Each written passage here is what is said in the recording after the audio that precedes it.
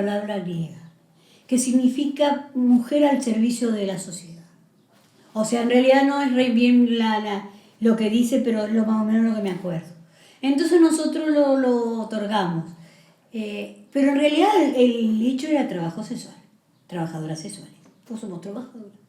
Nosotras éramos varias compañeras que nos veníamos formando y algunas inclusive en las carreras, los cursos y carreras universitarias que abrían el tema de la sexualidad, e hicimos una serie de talleres con las mujeres que después fundaron AMEPU. O sea, yo las conocí a varias de ellas, varias de las fundadoras de AMEPU, en el periodo previo, ¿no? Pedro Fontini era una gran persona, un padre franciscano, ¿no?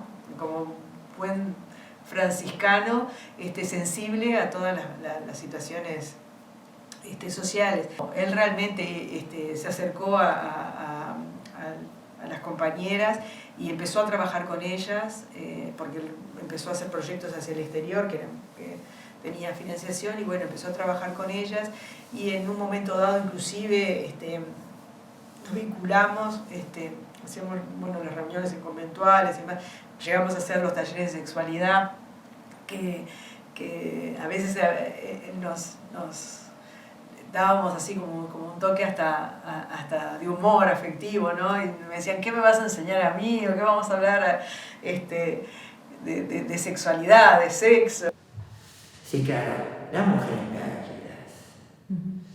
Y que además ejercían la prostitución más riesgosa, ¿no? Es la que te paras en la calle, es la que te paras en la esquina, expuesta, ¿no? Como sin ninguna cobertura, expuesta en la esquina vos sola con tu cuerpo. Bueno, lo que ves en la película sobre Karina, ¿no? Creo que por el 86, por ahí, justamente a través de conventuales, se empieza a generar la organización de las trabajadoras, que se constituye como un sindicato en realidad, ¿no? Como un sindicato, un espacio reivindicativo, y ellas reciben una casa a raíz de conventuales, y se constituyen en una acción propia a desarrollar su voz. Y ese local, la casa de AMEPU, ¿no? Funcionó en Fernández Crespo y La Paz. Sí, Fernández Crespo 1935 entre La Paz y Bien. Y duró y funcionó mucho Y tiempo. hubo un hogar para las compañeras muy grandes y que no tenían dónde estar, porque teníamos muchas. Y ahí también se les brindó escolaridad, se brindó una guardería. Lo que pasa es que la guardería pasó de guardería ya pasó a ser un hotel para los niños todo el día, entonces ya ahí se tuvo que sacar porque las chicas que quedaban no podían estar. También se les brindaba a las compañeras con VIH para que no fueran a determinados lugares, para que no las escrachara, se les daba la lista de luna. Nosotros la retiramos lista, íbamos y le hacíamos las bolsas y se las daban. También lo que daba, que Jaime pidió, ¿no? Como 300 pares de zapatos que se repartieron todos. Ropa que daban también. O sea, era un lugar donde la compañera sí tenía un problema ahí. Había una psicóloga que iba cada tanto, pero había una psicóloga. Y la otra casa de AMEPU que tuvo estaba en la calle Venezuela, que era gracias a las hermanas Oblata, que nos enseñaban hasta a coser, con muchas cosas que nos coser, nos enseñaban a coser, tuvimos una casa de comida, tuvimos un lavadero. O sea, nosotros tuvimos ayuda, mucha ayuda. En ese momento las trabajadoras sexuales estaban más vinculadas, te diría, a los grupos religiosos progres, ¿no? Que también tenían un vínculo con ellas muy para sacarlas de la vida del trabajo sexual, ¿no? Porque eso era malo en sí mismo, era cuestionable en sí mismo, y el abordaje era que fuera por lo menos seguro, y se generaban estos sistemas de protección y de salvar a la trabajadora del trabajo sexual. Se conoció el proyecto Magdala, que funcionaba en Ciudad Vieja, había una señora que lo llevaba adelante, tenía apoyo también de gente de iglesia, no me acuerdo si era algo del obispo o algo del momento, pero se apoyaba ahí, y ahí fue donde comenzaron las primeras que contactaron con la realidad de la mujer adulta en prostitución o en el trabajo sexual, a través de enseñar costura. Entonces se intentaron conseguir máquinas, ya habían algunas, se generaron algunos proyectos como para conseguir otras, y se apoyaba en ese tema de enseñar a coser, ¿no? Se intentó hacer ese proyecto de empezar con un oficio, pero en realidad no resultó. O sea, no resultó. No por falta de voluntad ni dedicación de las compañeras, simplemente porque al no ser algo que ellas hubieran decidido, era algo más bien desde afuera que se había traído también, ¿no? Es como todo, uno va aprendiendo que uno tiene que escuchar, ¿no? Con orejas bien grandes lo que las personas necesitan, quieren, entienden, y a partir de esas necesidades es donde nosotros podemos construir junto con ellas. Entonces ese proyecto no resultó. Después, lamentablemente, quedamos como las personas de la peste rosa, el SIDA. Las causantes del SIDA eran las mujeres y los trans. Primero los trans, después las mujeres. No había tanto trans en aquel momento, entonces después eran las mujeres. Vos decías, ¿en qué trabajabas? Y te decías, ¿estás seguro que no tenés SIDA? Como que, no sé. ¿Tá? Y nosotros fuimos las primeras conejitos de India que nos enseñaron a hacer los cursos de SIDA. A nadie, ni empleados de salud pública, ni enfermeras, ni doctores, nadie había hecho el curso de salud de VIH. A las trabajadoras sexuales y a los trans sí.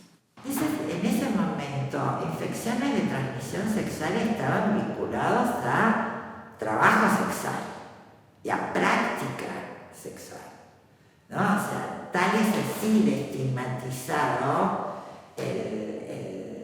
el cómo se abordaba la prevención de infecciones en el resto de la gente que tiene vivida su sexualidad, ¿no? O sea, que tiene práctica sexual.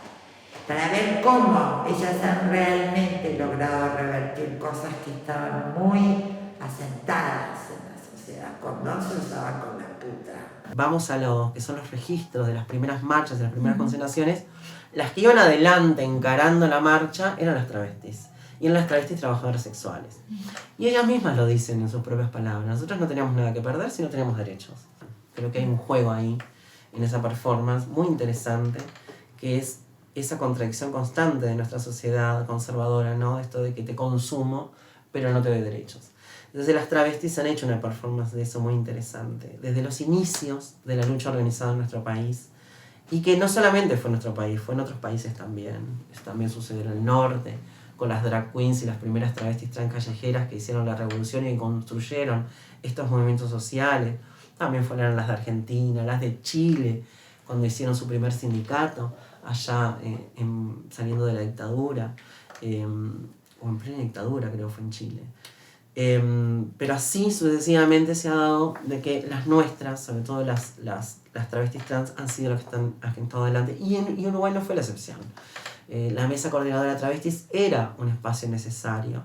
Estuvo a la par de la génesis del nacimiento del movimiento social en nuestro país por estas cuestiones, por estos derechos, y seguimos estando ahí. Pero conozco de que fue un hito y de que fue algo muy necesario también, y que qué bueno que se haya llamado Mesa Coordinadora de Travestis también. También está ATRU, la Asociación Trans del Uruguay, que se formó en el año, no tengo exactamente la fecha, pero en la década de los 90 fue, y ahí se organizaron las primeras chicas, como Gloria, que fue una de las primeras, Cris, Karina Pankiewicz, que es la actual presidenta de ATRU. Ahí se empezaron a organizar como ONG, y bueno, para conseguir cosas para las chicas, como canastas del Estado, ayudas en la boleta para tomar los ómnibus. Bueno, así empezó un poco a formarse, digamos, la militancia de las chicas trans acá en Uruguay. Hicimos talleres, hicimos presentaciones los 1 de diciembre, que es el Día Mundial del SIDA, los 28 de julio, siempre hicimos. Y a su vez, la casa de Fernández Crespo ATRU tenía una habitación también que ellos repartían a las chicas con VIH, les repartían la canasta de INDA. Y nosotros también. Y bueno, esta inserción de AMEPU en ese movimiento de mujeres y feministas les permitió también entrelazar la cuestión de la violencia, que fue un tema central del feminismo a la salida de la dictadura, con la situación de la violencia específica que vivía la mujer meretriz, porque así lo planteaba, ¿no? Entonces, hay documentos que muestran a AMEPU en el 8 de marzo, en el 25 de noviembre, con pancartas, con consignas, con demandas que se enfocan en la situación específica de las trabajadoras sexuales. Nosotras, yo incluso estuve participando bastante en el sindicato con la idea de generar una guardería para las hijas e hijos de las trabajadoras y en realidad teníamos una relación bastante cercana dentro de lo que se puede en el marco de algunas desigualdades que obviamente nos marcaban, ¿no? Con algunos. Con las feministas cerradas, no. Tuvimos con MISU, con Cotidiano Mujer, con Mujer Ahora, porque son feministas pero son abiertas, ¿tá? Nosotros tenemos pila de amigas, yo y ella también, mi vecina también, pila de amigas que son lesbianas. A mí no me molesta.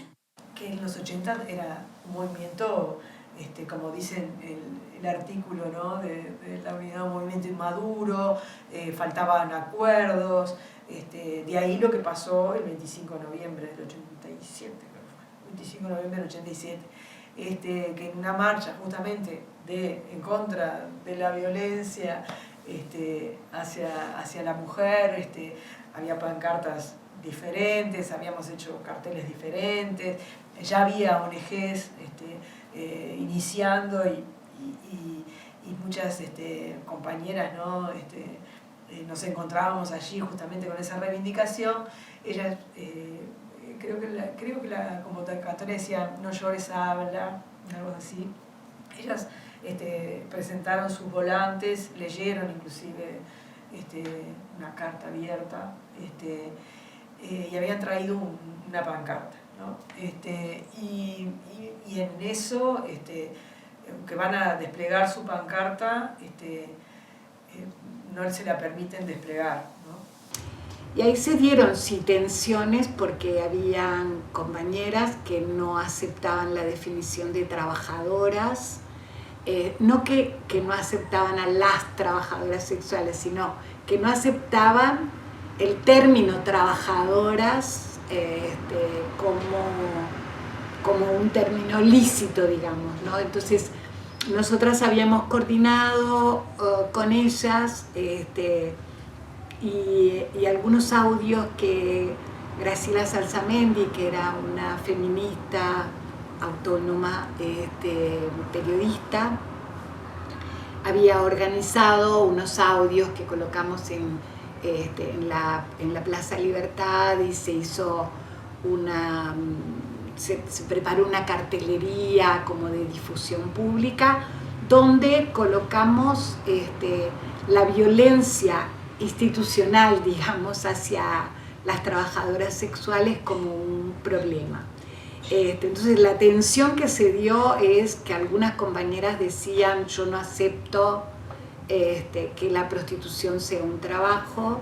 Es un debate que en realidad ha atravesado todos los movimientos feministas en todas las partes del mundo y bueno, incluso en algunos casos con tensiones mucho más violentas y fuertes, ¿no? No fue el caso. El caso abrió un debate que para mí era importante y sano también que existiera, Y bueno, y habían quienes no les interesaba trabajar con ese sector o estar más cerca. Nosotras también ahí nos sentimos bastante